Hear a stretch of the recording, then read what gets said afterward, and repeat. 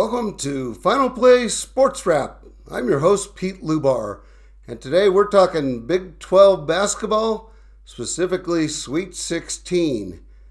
Three teams were eliminated after the first weekend from the Big 12 of the seven. Four made it on to the Sweet 16. We'll give you some information about the results and who they play next. Actually, a really good showing for the Big 12. The only three teams that lost were Kansas, who lost to Arkansas, who's now made a run to the Sweet 16. Baylor lost in the round of 32, and Iowa State lost in the round of 32 as well. So the two lower seeds, Kansas and Baylor, have been eliminated. Iowa State was a 3 seed. They were upset. At first they crushed Lipscomb 82-55. And then they lost to a very good Ole Miss team, 91-78. The loss of Keyshawn Gilbert was a contributing factor. It's hard to overcome losing your best player. And so, you could argue Curtis Jones is the best player, but certainly the leading scorer, Keyshawn Gilbert, out with an injury, certainly had an effect for them. Kansas lost to Arkansas 79-72. Kansas struggled the last part of the season, particularly away from Allen Fieldhouse, and as a result have been eliminated, lost in the first round. And Baylor beat Mississippi State, a really good win. I wasn't sure that would happen. And then lost by a ton to Duke, 89-66. Duke is on a different level than most teams in the nation. Wouldn't be surprising if Duke wins the national championship. So Baylor is now out. So who does that leave? Well, Texas Tech. Texas Tech beat UNC Wilmington in a very entertaining and much harder game than I thought it would be, 82-72. And then they beat Drake, who had upset Missouri. Drake, they beat 77-64. They play Arkansas next, so Arkansas has a chance to eliminate a second Big 12 team. And then they would play the winner of Florida or Maryland next. So my suspicion is that Tech will get by Arkansas. I think they're a better team. And then they'll play probably Florida. I'm not sure they can get by Florida. I think the run ends there. So we'll see how that ends up. Houston still remains, of course. They're a number 1 seed. Houston beat Southern Illinois University Edwardsville, which no one can point out on a map. They beat them by 38. I had told you to take Houston and give the points, and if you had done that, you would have won money. And then they beat Gonzaga by 5, 81-76. They play Purdue next. I think they will beat Purdue.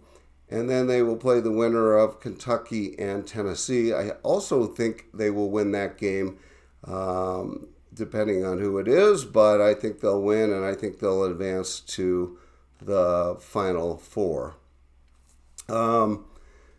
Let's see. University of Arizona is still playing. They smoked Akron, a game I thought might be closer than we think because Akron was a good shooting team, but they beat them by 23. And then they had a really tough game against Oregon. Up and down game, but they got ahead, took advantage of it, and won 87-83. They will play Duke this weekend, or this Thursday, and then the winner of the BYU and Alabama game. I think the run ends for them this Thursday. I think Duke is a better team and may win it all, and U of A's had a good season, but not necessarily great by their standards. And I think they fall to Duke. And then finally, BYU is still around. BYU is one of the hottest teams in the nation the last 4 or 5 weeks of the season. They beat Virginia Commonwealth in a really pretty good game, 80-71. And then in a much better game, upset Wisconsin, 91-89. The BYU had control of this game the entire way until about 5 minutes ago when Wisconsin made it uncomfortable. But BYU survives, and they will also play the winner of,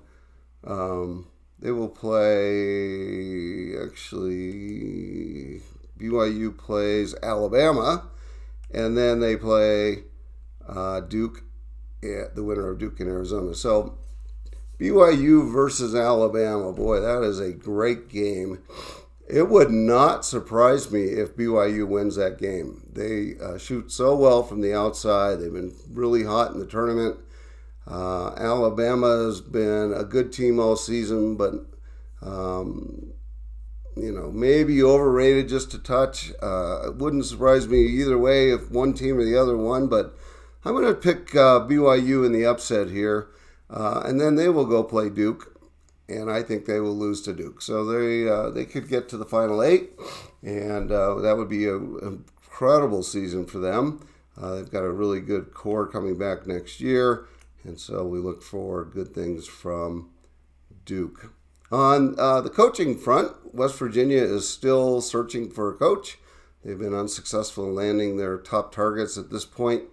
Don't know who they're looking at right now.